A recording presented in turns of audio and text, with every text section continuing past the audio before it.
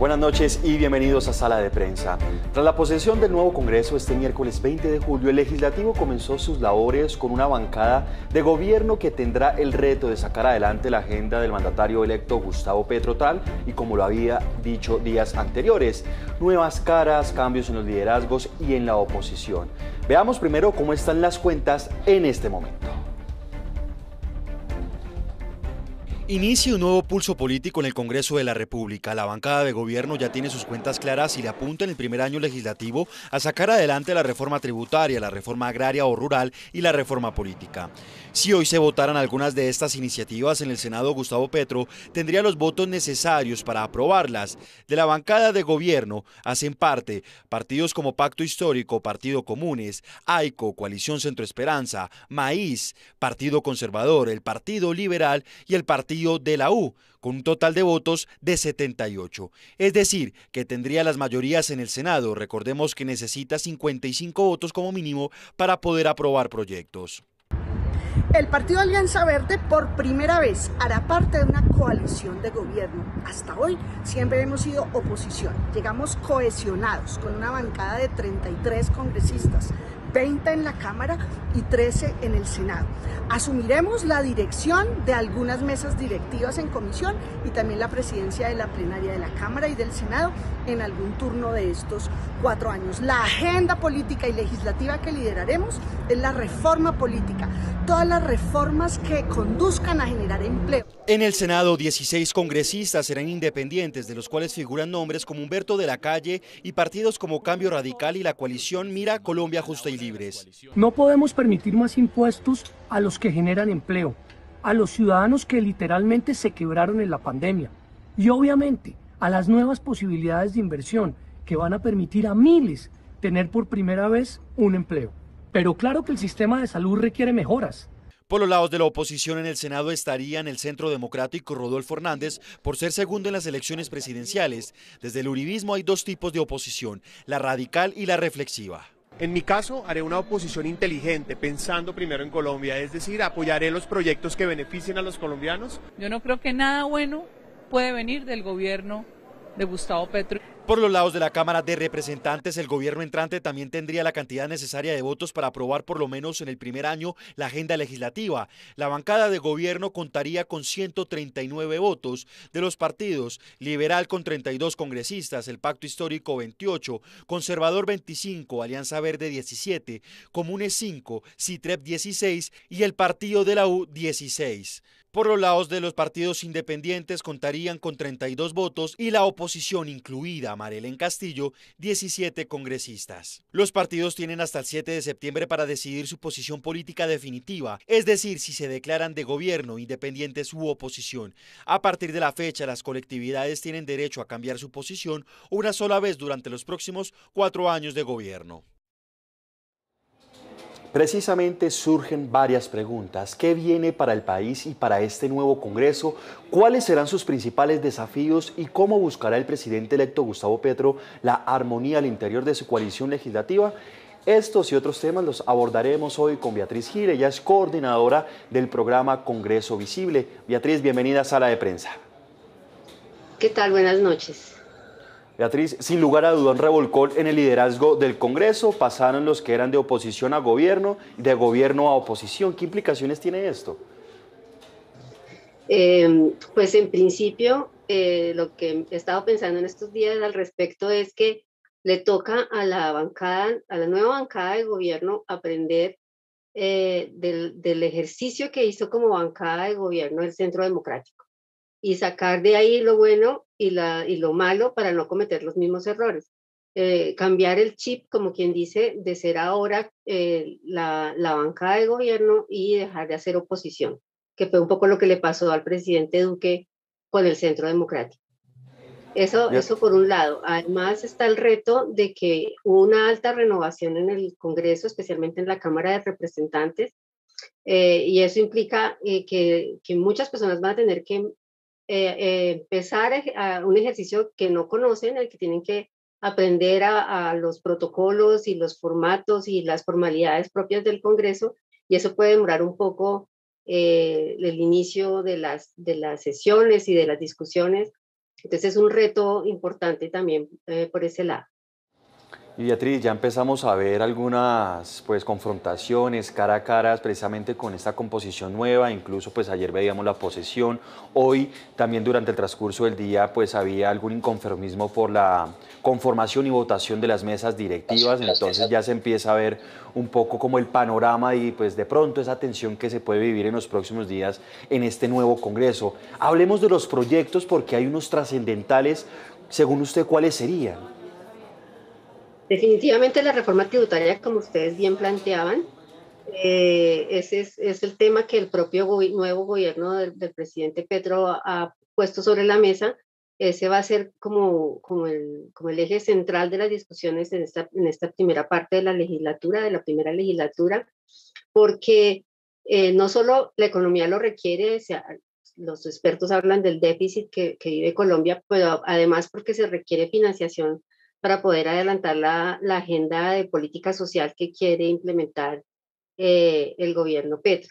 Además, este semestre también tiene que discutir por ley el proyecto de presupuesto general de la Nación y el Plan Nacional de Desarrollo también tiene que empezar a hacer curso dentro del Congreso. Entonces va a ser como una agenda muy económica. Ahora, el gobierno Petro tiene claro que el primer año tiene que tratar de sacar sus principales propuestas en el legislativo.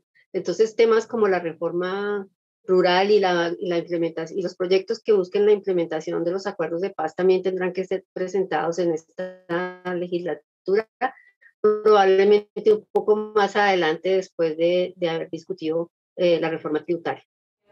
Beatriz, precisamente el presidente, ahorita ya saliente, criticó esa reforma tributaria y ese ha sido como esa manzana de la discordia entre el gobierno entrante y saliente, porque han dicho que no se necesita una reforma pues tributaria porque el déficit fiscal ha venido pues bajando a diferencia de muchos años atrás. Usted toca un punto muy importante y es las mayorías, las fuerzas políticas, y recordemos, Gustavo Petro dijo, el objetivo, el reto es en el primer año aprobar la mayor cantidad de reformas que se requieren de esta agenda legislativa. Pero veíamos también una preocupación y es el tema del Partido Liberal. ¿Usted cómo ve estas fuerzas, esta coalición de gobierno? ¿Ya la ve fuerte, consolidada? En este momento sí. Roy Barreras es clave como presidente del Congreso porque él tiene que mantener unidas y organizadas esas mayorías. Y tiene que tener el olfato que tiene Roy Barreras, hay que reconocerle, el olfato para manejar todas estas matices que hay dentro de la coalición de gobierno. Entonces, en este momento sí veo que es posible que se muevan con agilidad y con análisis de fondo las propuestas que va a presentar el presidente Petro. Beatriz, ¿podemos decir, como lo han dicho varios analistas, que sería la aplanadora petrista lo que se vería aquí en los próximos meses? No, tampoco creo que sea un extremo de ese tono. Yo creo que va a haber discusión de los proyectos de ley, va a haber una discusión profunda. Además, porque hay mucha gente nueva muy propositiva, que trae muy buenas ideas y nuevas ideas. Entonces ellos no van a dejar pasar cualquier propuesta, por buena que sea, sin hacer el análisis correspondiente. No, lo que pasa es que va a haber un ejercicio juicioso de sesiones, me parece a mí que se va a lograr, soy optimista, quiero ser optimista, un ejercicio juicioso de sesionar 3 veces por semana, estar esos 3 días enfocados en sacar adelante la agenda legislativa.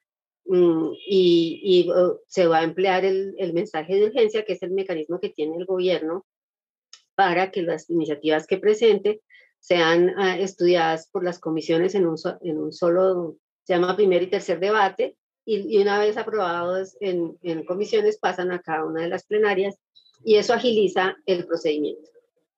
Beatriz, otro de los temas que mencionó o preocupaciones o advertencias que dio a conocer el día martes Gustavo Petro precisamente en esta reunión que sostuvo con la Alianza Verde es la relación que tiene con los partidos tradicionales. Hacía mención a César Gaviria, pero también tenemos un partido conservador y un partido de la U que también de pronto se ha calificado como partido tradicional. ¿Usted cómo cree que el presidente debe lidiar precisamente y manejar este tipo de relaciones? Porque pues varios expertos han dicho que esta es una de las grandes preocupaciones y por eso él ha dicho hay que hacer esto en el primer año. Sí, le critican que cómo va a haber hacer cambios con los mismos de siempre. Pero ahí hay un punto de realismo político, me parece a mí, y es que pues los mismos de siempre están ahí y hay que trabajar con ellos. Yo no creo que en términos de mermeladas, intercambios así criticables, sino de dar pie al juego político, de la discusión, del análisis, de tratar pues de llevar a otro nivel los análisis más allá de no me gusta o sí me gusta o como usted es de oposición o era de oposición o es contrario mío, no le voto. No, yo creo que, digamos, sí, es lo que le insisto, es como un voto al realismo que con esas personas o con esos partidos, con esas líneas partidarias tenemos que trabajar y vamos a hacerlo de la mejor manera, pienso yo. Beatriz, ¿por qué usted cree que la bancada de gobierno eligió a Roy Barreras y no a otro, como el presidente del Congreso de la República y también presidente del Senado? A pesar de esas críticas dentro de su propio partido, recordemos esas diferencias que tuvo con Gustavo Bolívar y con otros integrantes del Pacto Histórico. Pues precisamente porque Roy Barreras tiene conexión con todo el espectro político. ah, eh, y es capaz de acercarse a todos, de trabajar con todos, tiene un olfato político impresionante eh, y por eso es clave tenerlo a él como presidente para que pueda mover las iniciativas, hacer las citaciones, eh, eh, como quien dice, sí, liderar el ejercicio de las mesas directivas, la imposición de la agenda. Se necesita una persona así, con esas capacidades políticas. Y pues otros de pronto tienen el mayor respaldo dentro del partido, pero tal vez también son más novatos, si se quiere, y son un poco más, menos dables a la negociación, mejor dicho.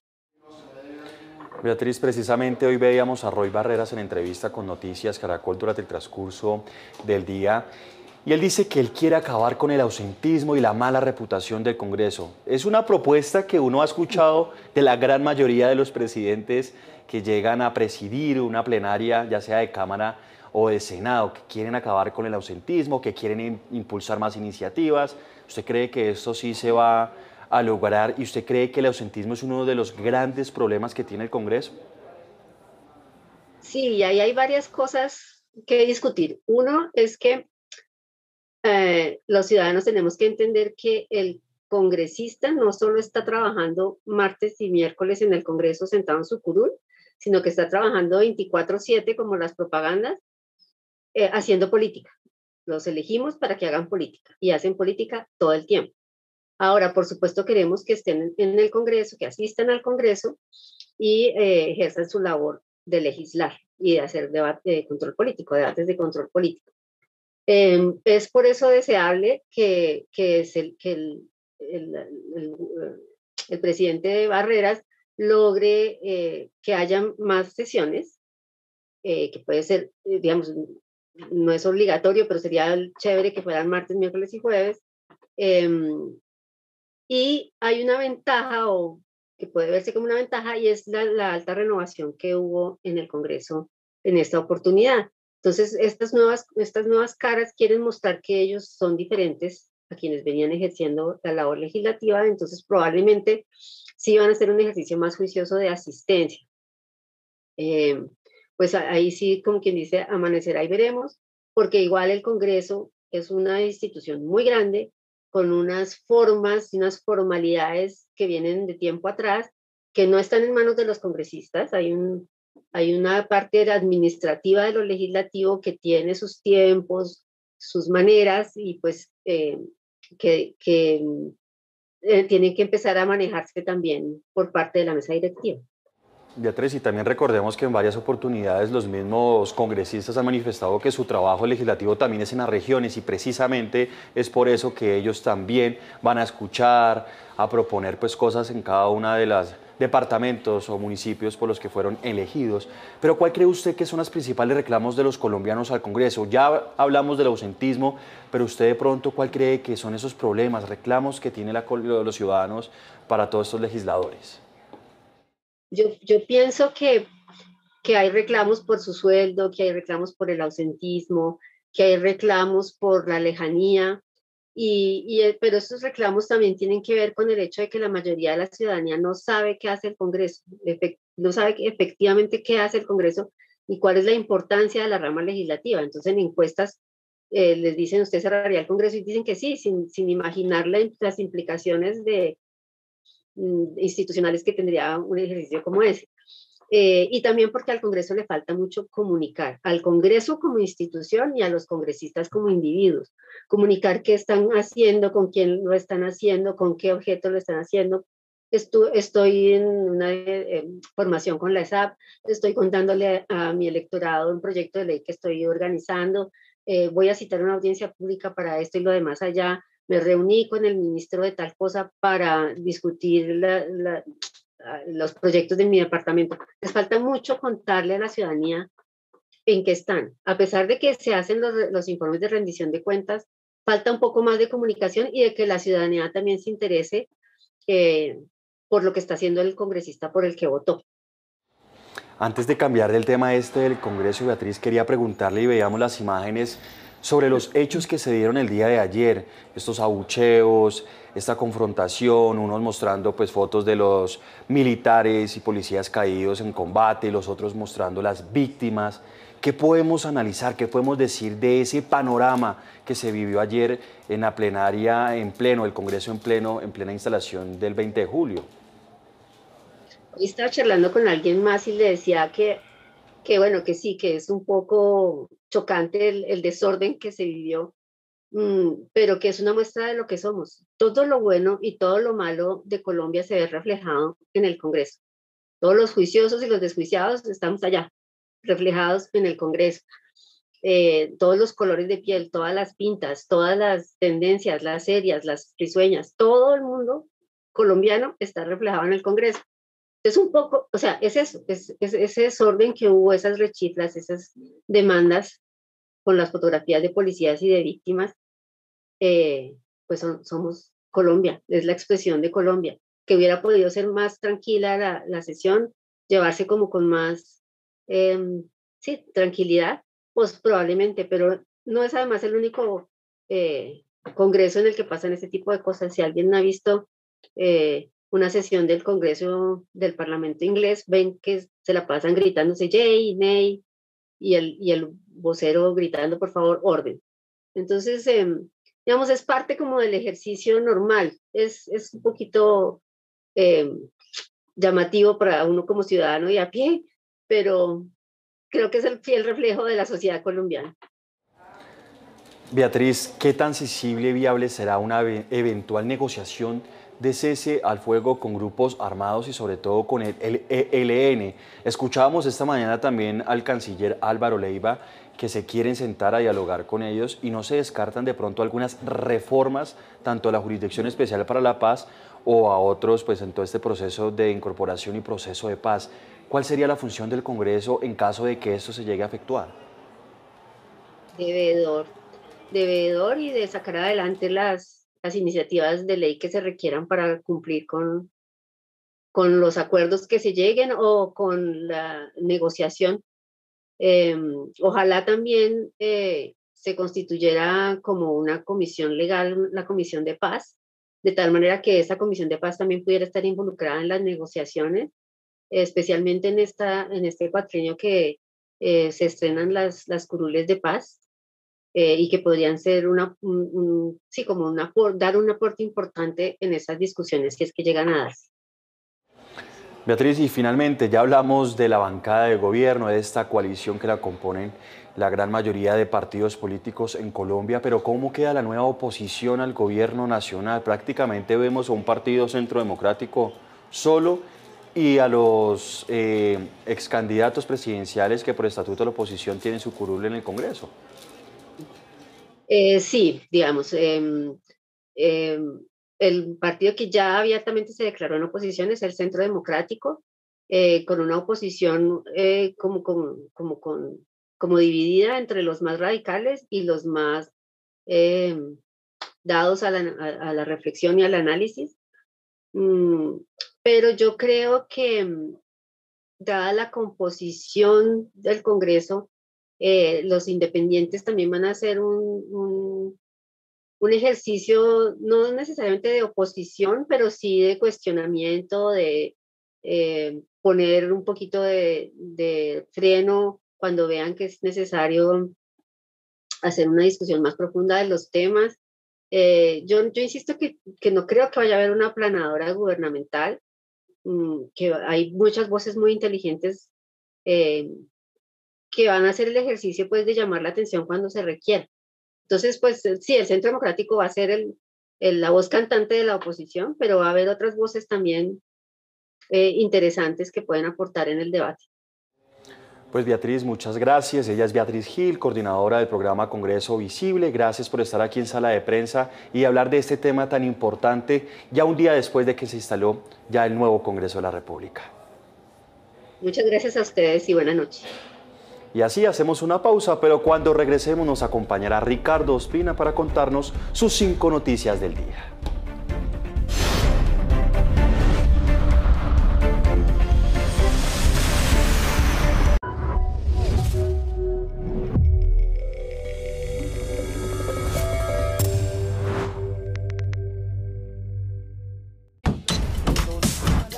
Atrévete a ser diferente. Ya tenemos el casco. A movernos, a correr. A ver el mundo con otros ojos. La ciencia sigue siendo la misma. Ahora, más contenido. Conoce mucho más de Muévete Ahora. Programas originales. Del traje al overol y para las calles. En un solo lugar. Entre emprendedores. Lo que te gusta ver. Estamos con Mariana Pajón.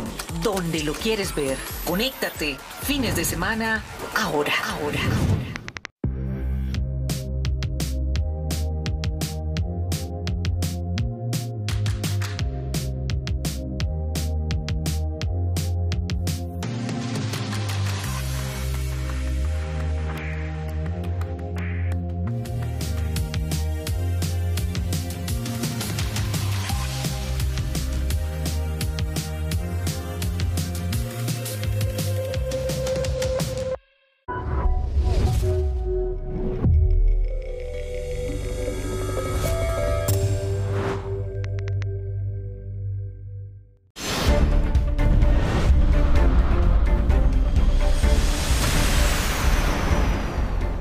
Gracias por continuar con nosotros. Y ahora saludamos a Ricardo Ospina, director de Servicios Informativos de Blue Radio, quien nos cuenta sus 5 noticias del día.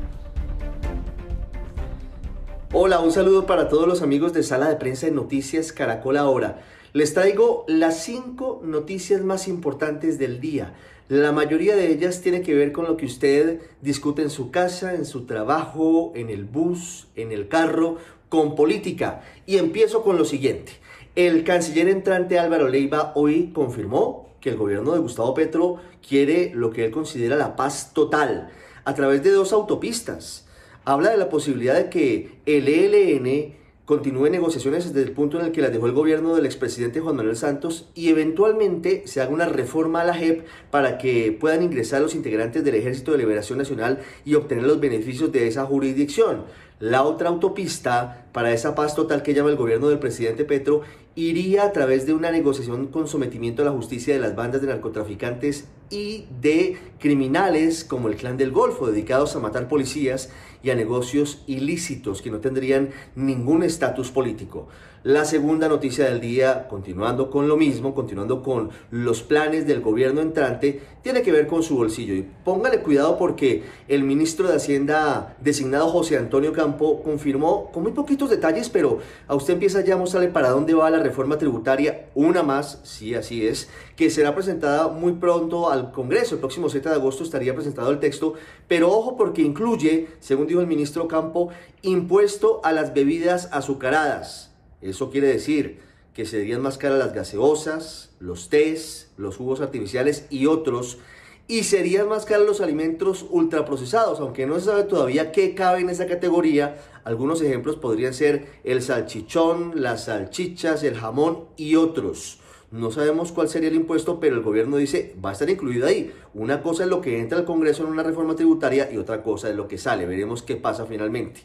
La tercera noticia tiene que ver con el primer agarrón en el Congreso nuevo, en la Cámara de Representantes, por cuenta de la elección del secretario general de la Cámara, porque hay muchos cuestionamientos al nombramiento de Jaime Luis Lacutir como secretario general de la corporación, pues hasta hace muy pocas horas era magistrado del Consejo Nacional Electoral. La cuarta noticia está relacionada con las críticas que a veces nos hacemos los mismos colombianos. Somos un país a veces leguleyo, de muchas leyes. Vía tutela, ojo, están intentando permitir que el presidente de Venezuela, Nicolás Maduro, venga a Colombia, venga a Bogotá el próximo 7 de agosto a la posesión del presidente electo Gustavo Petro. El Consejo de Estado admitió la tutela, todavía no hay decisión de fondo, pero nos ponemos incluso a interponer tutelas para asuntos como esos. Y la quinta tiene que ver con el presidente de los Estados Unidos, Joe Biden, quien confirmó que tiene coronavirus, que está bien de salud, que está bien de ánimo, que está despachando desde la Casa Blanca y ya está en tratamiento. Está tomando medicamentos contra el COVID-19 sumados a las vacunas que ya tiene con su esquema completo. A Colombia le hace falta la posibilidad de mayores medicamentos autorizados por el INVIMA para tratar el COVID, además de las vacunas que tienen que asumir en el número de dosis. Estamos colgados en el número de vacunas que se han puesto en estas últimas semanas. Un feliz día para todos. 5 noticias bastante importantes. Gracias, Ricardo, y hasta aquí Sala de Prensa. Sigan conectados con la programación de Noticias Caracol Ahora. Feliz noche.